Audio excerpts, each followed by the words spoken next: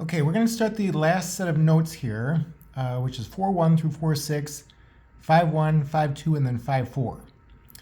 All right, so let's go ahead and get started here. Problem 1, the graph of 3 to the x power is given below.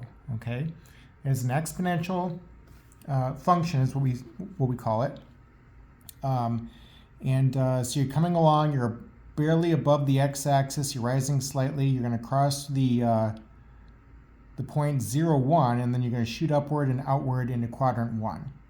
Okay, that's just kind of the general form of an exponential. Okay. Part A, we want to write the equation whose graph is the graph of 3 to the x, but is reflected about the y-axis, and then shifted up 1 unit. Okay, so if I reflect this about the y-axis, and then I shift it up 1 unit, well, reflecting about the y-axis means that you're going to replace x with a negative x. Okay, so I got 3 to the negative x power, and then we're going to shift it up 1 unit. Okay, so I'd tack on a plus 1 there at the end. Y equals 3 to the negative x power plus 1, that'd be the answer. Okay. Part B, write the equation whose graph is the graph of 3 to the x, but is vertically stretched by a factor of 2. Okay, so if I stretch this out by a factor of 2, then that means that the curve is going to get closer to the y-axis on both sides, stretching out vertically. Okay, and all I'm going to do is I'm going to throw a 2 in front.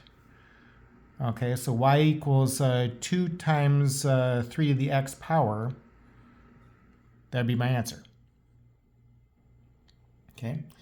In part C, it says write the equation of the horizontal asymptote for y equals negative 3 to the x minus 2. Okay, so here's the graph of 3 to the x.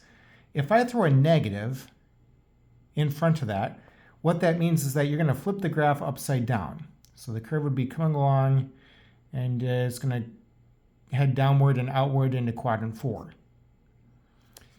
Minus 2 means I would shift that down 2 units. Okay, so there's going to be a horizontal asymptote that's going to move. It was at y equals 0. It's going to move down to y equals negative 2, though. Okay, now an exponential function will always have a horizontal asymptote on the graph. All right, so in part C, y equals negative 2, that'd be the equation of this asymptote. Okay. Problem 2 is next.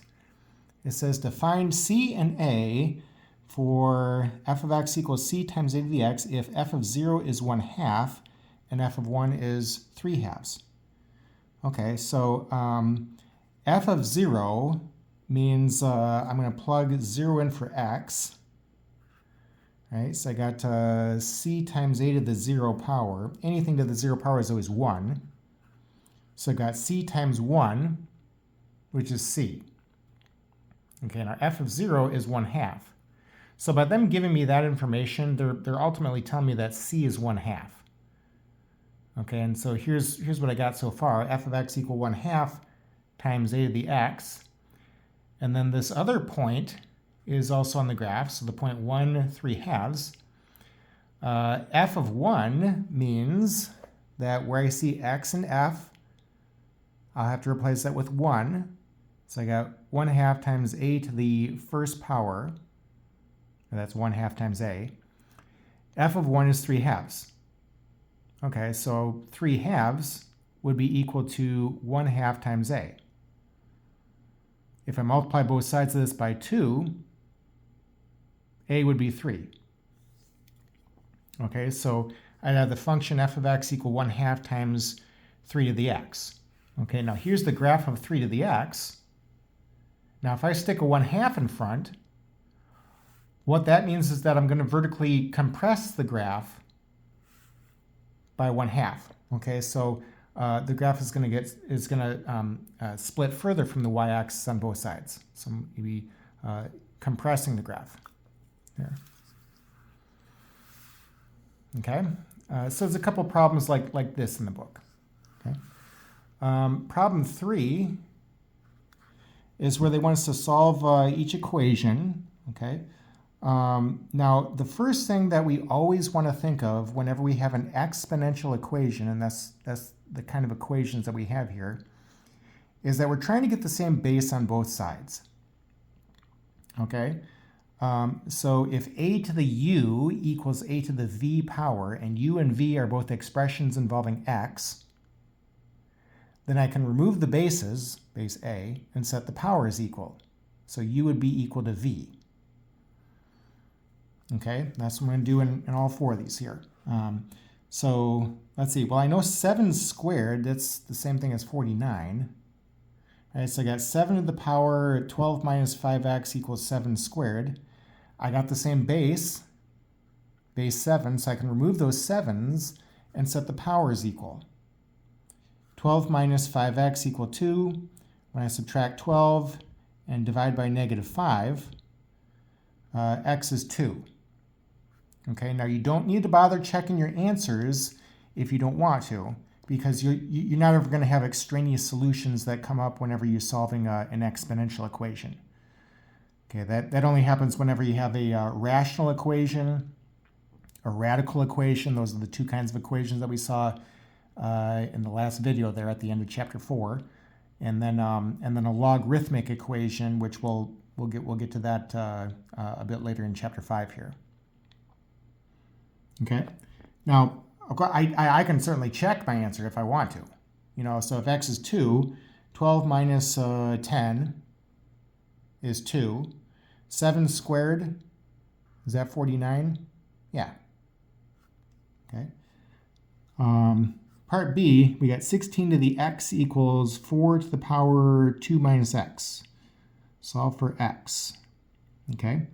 Well, 4 squared, that's the same as 16, right? So we can get the same base on both sides here, base 4. Now on the left, I'm going to have to multiply these 2 powers. 2 times x is 2x. So I got 4 to the power 2x equals 4 to the power 2 minus x.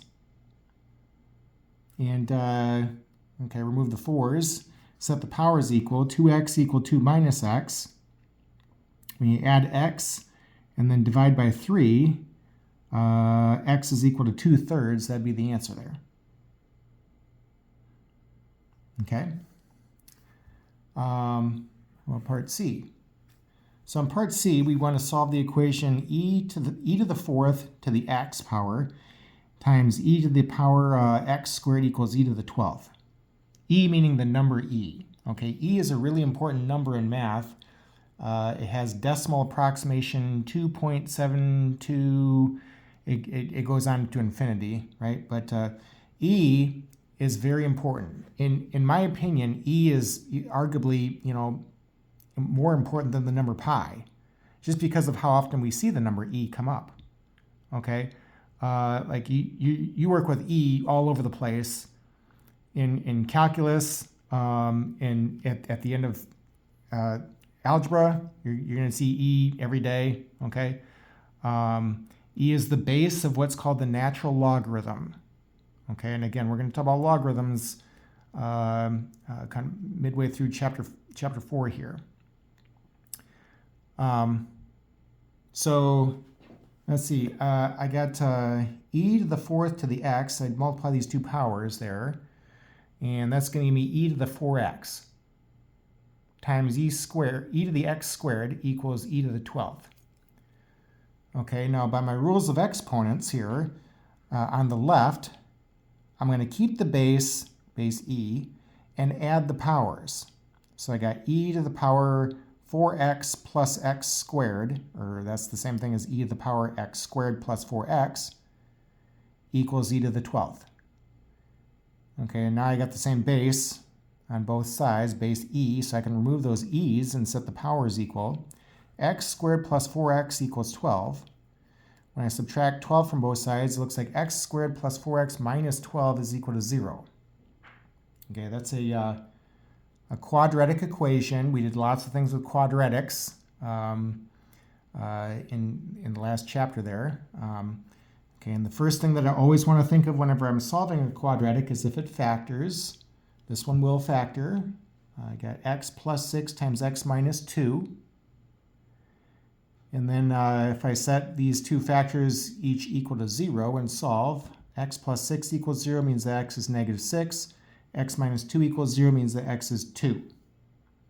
Okay, both those would be solutions there. Okay, now I sometimes see this where students, they for whatever strange reason, they think that you can't have a negative number for the answer. No, x can and will sometimes be a negative. Okay, so you know, I wouldn't cross that off. Okay, remember that you don't have any extraneous solutions whenever you're solving an exponential. Okay, so go ahead and circle both those numbers. They would be the answers. Part D, I got 9 to the power of 3x plus 12 equals 1. Solve for x. Well, 1, that's the same thing as 9 to the 0, right? Anything to the 0 power is always 1. And I'm trying to get the same base on both sides here, base 9. Well, I've got that now. So I can remove the 9s and set the powers equal. So I got 3x plus 12 equals 0. When you subtract 12 and then divide by 3, x is negative 4. Okay, so negative 4 would be the solution to that one. Okay? All right, we'll go ahead and stop right there at this spot, and I'll pick up with problem number 4 in the next video.